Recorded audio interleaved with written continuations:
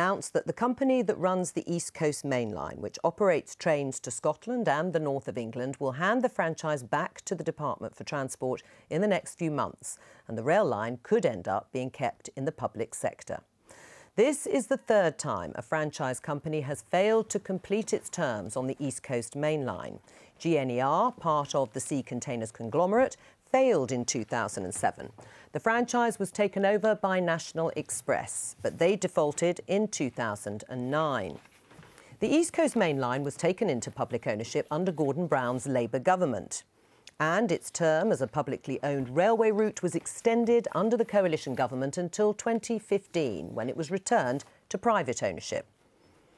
Virgin Trains East Coast, an operator owned 90% by Stagecoach and 10% by Virgin, has run the route since 2015. But yesterday, Transport Secretary Chris Grayling said the company had overbid and the franchise could once again become directly operated by the Department for Transport. A plan supported by the Labour Party, who want to renationalise the East Coast Main Line, as well as all railways across the UK. Here's what Chris Grayling said in the Commons yesterday. The problem is very straightforward. Stagecoach got its numbers wrong, it overbid, and it is now paying a price.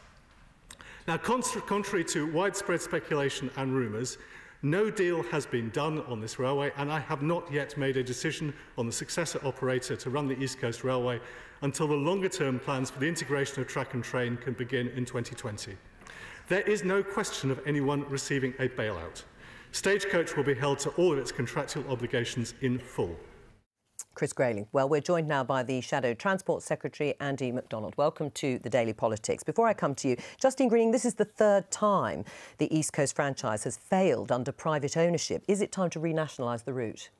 No, I don't think it is. I think it is time to look at what a value-for-money operation on East Coast looks like. Clearly, the current holder of the franchise has found it impossible actually to make any money in relation to how much they're spending on running it, and actually it's become untenable for them to continue doing that. Now that's an underlying fact that then government needs to look at and say, well, in relation to what we want to see on that line, on passengers, on investment, what is the best route and value for money approach to making sure that we can deliver that, but that it doesn't cost the earth for the taxpayer, and that they get a great service. But should renationalisation be part of that equation? Well, it's coming back under direct ownership and running of the government, and I think that probably gives a sensible time, I think, for the Department for Transport to now look at what is the best way to have a viable, successful East Coast franchise. It's actually one of the more popular. If you look at the customer satisfaction ratings, they're very good, but clearly in terms of the financial viability of it, you know, there's much more that needs to be understood in terms of how you get something that's sustainable. Right. I mean, for running of that particular railway line. Andy MacDonald, Stagecoach got its figures wrong, says Chris Grayling, the Transport Secretary. Does that mean you should throw out the whole model of the way franchises are run? Yes, the franchise model is completely and utterly broken. This is, as you said, the third time that this has gone belly up in 10 years. On their own rules, that this is an actual failed system. I mean, we were told that this was the highest quality bid that the DfT had ever seen, and look where we are to this day. Now, Stagecoach got it wrong, but what were the DfT doing in accepting a bid that has failed so spectacularly? Right. So well, let's put that to a former Transport Secretary. I mean, it is the department's fault as well, isn't it? I mean, if they know that the company has overbid, why did they accept it? Well, you have to ask the Department for Transport officials, but I do think that it is no doubt very difficult when you're looking at a future bid to run something to have a sense of the risks around it with total accuracy. Even if it's failed 3 times? Well, I think what it shows is that clearly there was, as Chris Grayling has said, an over-ambitious bid by a consortium that wanted to run it. In the end, they've lost money on it, whilst also having to themselves pay £1 billion back to the DfT since 2015. So that's why they're stepping back. But behind all of that is, to my mind, a much more important question, which is actually how do you make sure you get a properly running, effective, value-for-money train service on a key railway line that serves millions of passengers every single year. Well, and Labour will say not the way it's being run at the moment. But you mentioned but officials. That doesn't mean that their alternative is better. Right. Well, we'll come to that that in just a moment. But you said it's officials that need to scrutinise these bids. But in the end, ministers must take responsibility for failures. It's not just civil servants.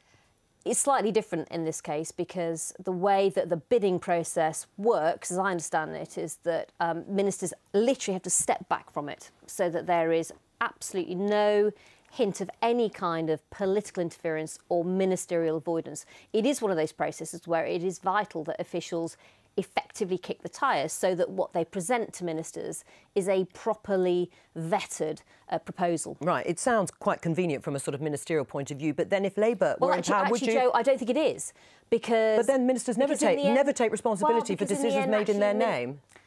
Sorry, I didn't mean to interrupt. That's all right. Because in the end, ministers are responsible. And I think whichever element of the public services we're talking about, in the end, people expect government to be accountable for that. And I don't think it actually does matter who's running for it. So I don't think it's ideal for ministers, but that is how the process currently works. Right. I mean, Andy MacDonald, let's look at the renationalisation proposal that Labour is putting forward.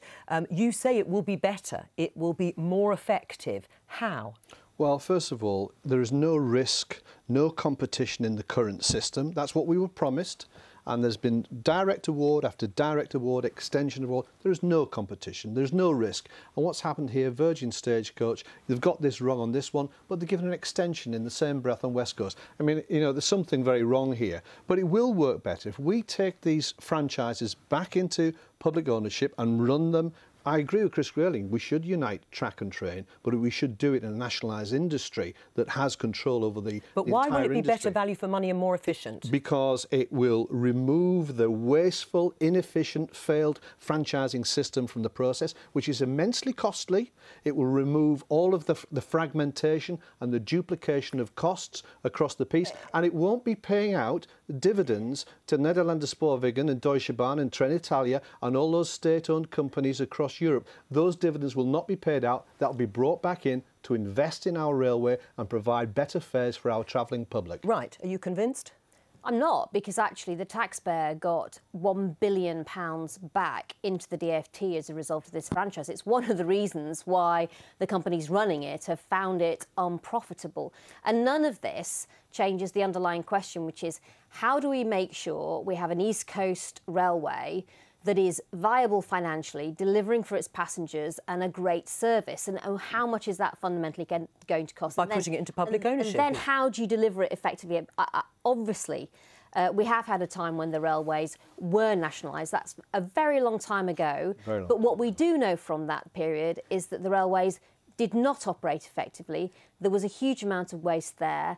And therefore, I think it's quite simplistic to say that moving towards that approach again will simply solve all of these problems. Is it ideological? Because, Andy MacDonald, Labour says that nationalisation is the answer to everything. And actually, they haven't explored, you haven't explored the full costs and figures for some of the nationalisation projects that you are proposing. So is it just a case, in your mind, that this is the cure-all, whether it is the trains, the energy companies, water, the Royal Mail, come what may, you're not prepared to entertain any other way of running these big services? Well, first of all, the risks that the people run are negligible. The inefficiency in the railway system is huge. Look at the McNulty report. It said it was 40% more inefficient than its European comparators. But it's perfectly proper that we don't play Russian roulette with our transport system. We do have it in public ownership. We should have the probation service, the prisons.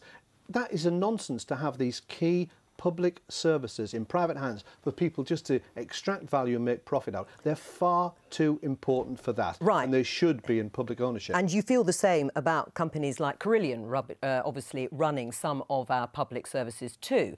And actually today, former executives at the company Carillion were in front of the Business Select Committee, and the chair, Rachel Reeves, challenged the former finance director about what preparations had been made. Let's have a look. Do you feel perhaps, Mr. Khan, that you were asleep at the wheel? You were surprised? You wouldn't have done anything different? No, no, I don't believe we were asleep at the wheel, because as soon as I came into the role, we were looking to tackle the issues and the key focus of my time in the role was to bring net debt down. And as Mr. So you feel then in the 9 months that you were in the business, you did the right things at the right time?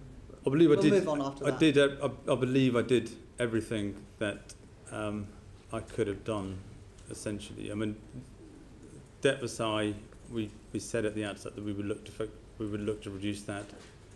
In the context of that, there was a lengthy debate around the dividend in January, February before that was passed. We'll come on to that shortly. As we 4 months after you left, the company went into liquidation with just £29 million left, leaving thousands of people potentially without jobs and thousands of people saving for their pensions without the pensions they'd expected to. But you did everything right at the right time. Well done, Mr. Khan. I mean, is it convincing hearing the former executives of a company like Carillion, which has now gone bust, as Rachel Reeves said, putting the jobs and pensions of thousands of workers at risk when dividends were still being paid and shareholders were still awarding themselves pay rises, in fact, in the final few months, and the government had profit warnings around the company? Is it really convincing that that model now is finished? I think Carillion had a business model that was about providing services not just for government, but for many companies in the private sector as well. I think there are two main issues here from my perspective. One is the people affected by Carillion's failure, whether they are people who depend on the public services that they help deliver, schools, hospitals, a whole range of areas. Of course, the pensioners, as we've just heard about, and then, of course, people who had jobs at Carillion, including 1,400 apprentices. But should the government have continued to offer them more contracts when they'd had those profit warnings? I think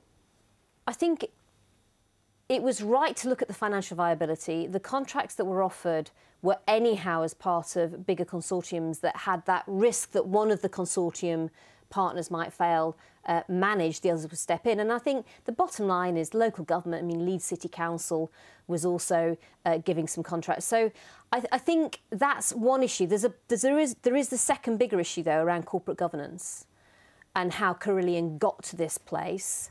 The issue that you just raised around dividends and debt, the directors and the decisions they themselves were taking. It's quite right that government has asked for a proper inquiry and investigation into this before any further payouts are made. And frankly, you know, I think many people will look on what's happened in Carillion and see it as a very bad example of how companies have been failed to be managed. And also, at least the taxpayer didn't have to bail out Carillion in that sense. I mean, it is a private company that was allowed to go bust. Isn't that the system working properly? Well, let's see how the consequences roll out in hospitals across the piece and where they're involved in education. Public services have been able to continue uninterrupted.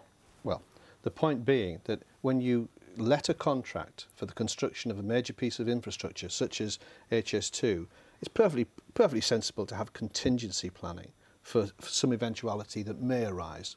But when on the 10th of July you've got a profits warning and the hedge fund managers are raking it in by tens of millions of pounds, betting on the demise of it, they got it right. They understood that that company was going down the tubes. To persevere in those circumstances was reckless and negligent. And so companies like that should never be able to run public services? Well, we're going to learn lessons from this. Should they have been anywhere near this contract, given what was known at the time? And I asked Chris Grayling at the time on the 10th of July, is he confident about the stability of this company? And he said it was worth persevering with. It clearly was not. It was a catastrophic error. And if you've got 3 companies involved in a major piece of work, to reduce it down to 2 is rather reducing your options, is it not? All right, we'll leave it there. Thank you. Now, picture the scene. The leader of